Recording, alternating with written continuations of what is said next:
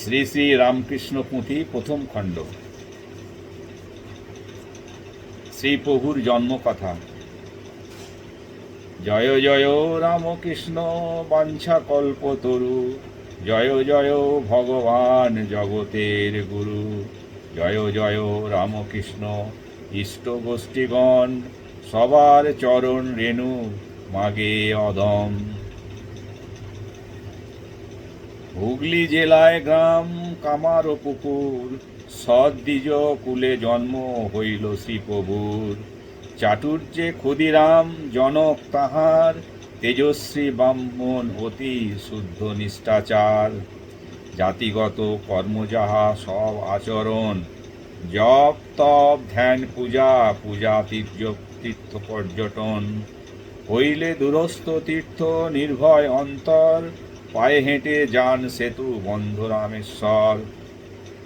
ন্যায়পরায়ণ তেহ ধার্মিক সুধীর, রাম ভক্ত শালগ্রাম ঘরে রঘুবীর।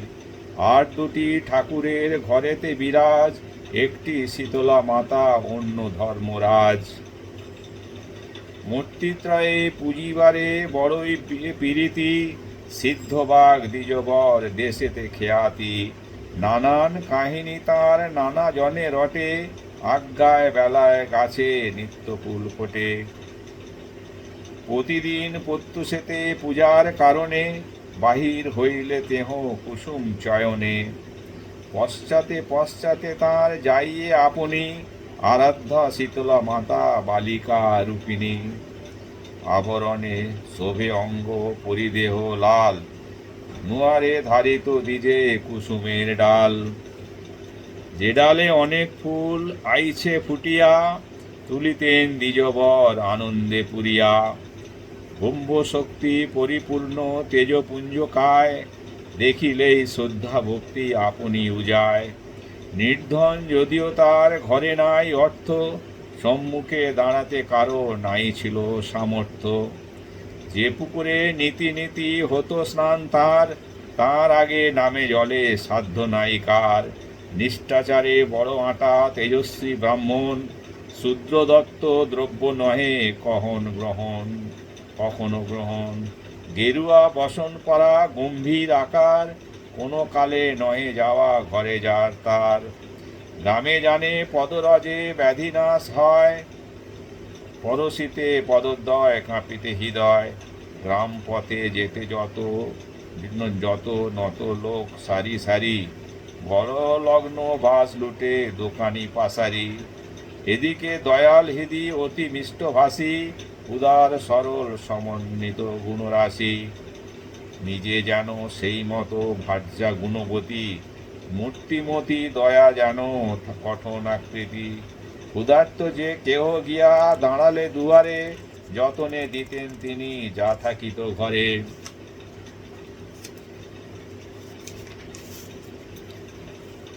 অন্তরেতে সরলতা এত দীপ্তিমান, উত্তরে পুরব কিছু না ছিল জ্ঞান। অবিদিত ৭-৫ করিতে পরহিতে রত, নিরুপম অলৌকিক গুণ কব কত।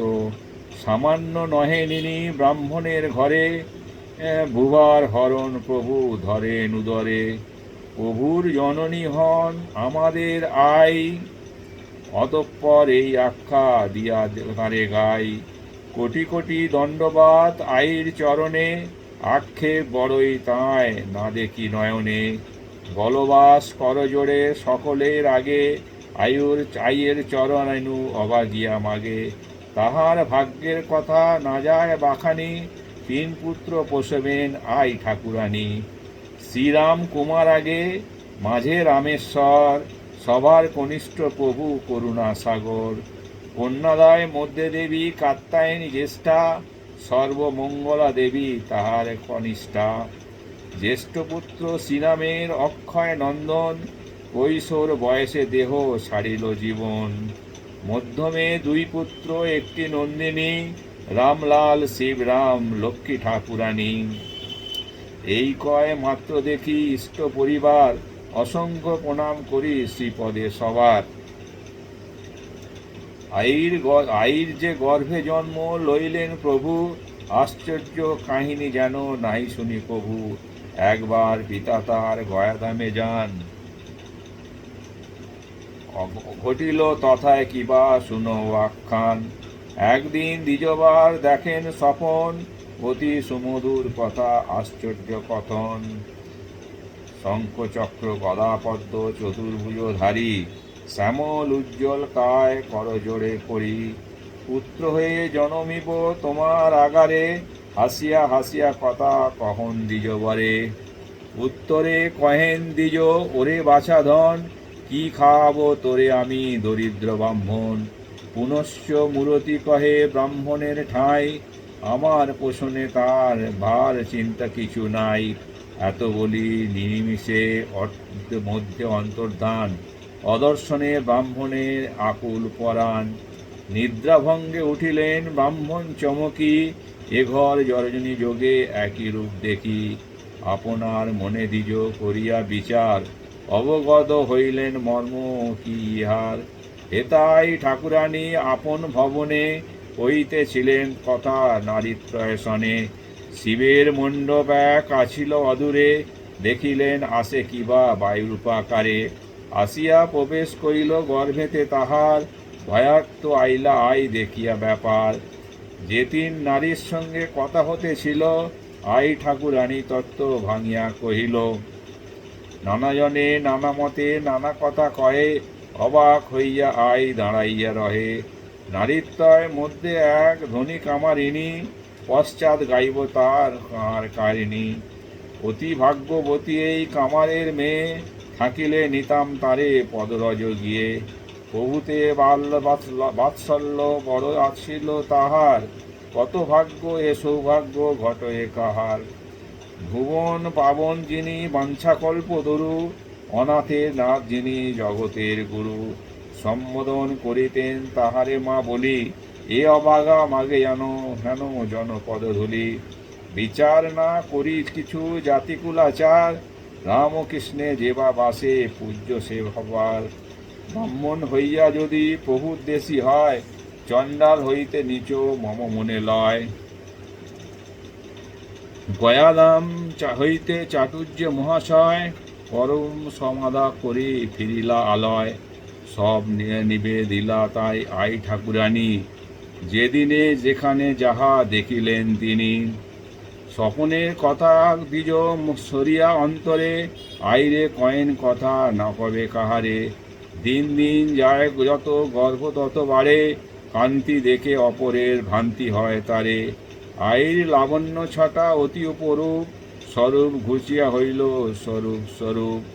স্বভাব হইল যেন ঠিক পাগলিনী, দেখে শুনে প্রতিবাসী করে কানাকানি। যে রূপের ছটা গর্ভিণীর গায়, বোধ হয় ব্রহ্মদৈত্য পেয়েছে উহায়।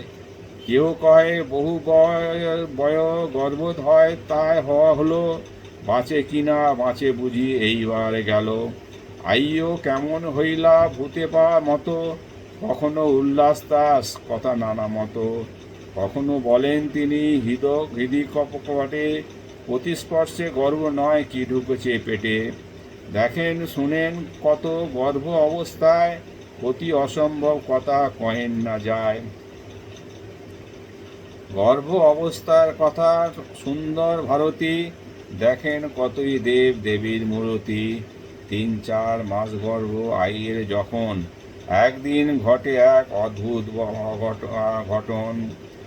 অলসে অবশ তনু শুইয়া দুয়ারে, কপাট করিয়া বন্ধ আপনার ঘরে। হেনকালে শুনিলেন আই ঠাকুরানী রানী, রুনুঝুনু নুপুরের সুমধুর ধ্বনি। কৌতূহলে যত আয় কান পাতি শুনে, ততই নুপুর বাদ্য বাজে ঘনে ঘনে। আশ্চর্য গণা গনিয়া আই ভাবে মনে মন, নুপুরের বাদ্য ঘরে হয় কি কারণ। কপাট করেছি বন্ধ শূন্য ঘরে দেখি, বুঝি মোর অগোচরে কেউ গেছে ঢুকি। এত ভাবি কপাট খুলিয়া দেখে আই, ঠিক সেই শূন্য ঘরে কেউ কোথা নাই। কারে কিছু না কইয়া মৌন হয়ে রণ, স্বামীরে কহিলা ঘরে আইলা যখন। নূপুরের বাদ্য ঘরে কি কারণ হয়, বুঝি না কি হেতু গাই হয়েছে বিস্ময়। ব্রাহ্মণ বুঝিল তত্ত্ব ভার্যার কথায়, লয়ে তাঁরে সৎ গোপনে কতই বুঝায়। এত অতি মঙ্গল কথা না করিবে ভয়, হইবে গোকুল চাঁদ ভবনে উদয়। আর দিন নিদ্রাযোগে দেখেন স্বপন, কি সুন্দর শিশু কোলে করে আহরণ। বুকে উঠে ছোট হাতে গলা ছেঁদে ধরে, যিনি শশী রূপরাশি সুহাসী অদরে। অস্পষ্ট কতই কথা ধীরে ধীরে বলি, অবশেষে বুক হতে পড়িল পিছলি। অমনি চমকি আই জাগিয়া উঠিল, কোথা গেলি কোথা বলি আই কাঁদিতে লাগিল। স্বপনের কথা পরে বুঝিয়া আপনে,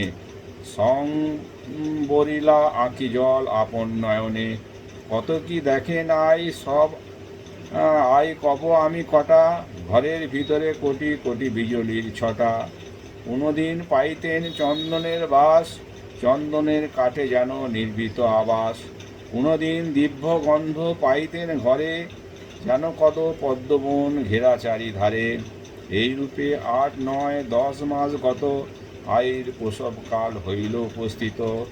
প্রহরেখ বেলা যাবে ঠাকুরানী কন, বড়ই আসিছ মোর প্রসব বেদন। শুনিয়া চাটুর্য কন, ইহা কহ কিবা, এখন না হলো ঘরে রঘুবীরের সেবা।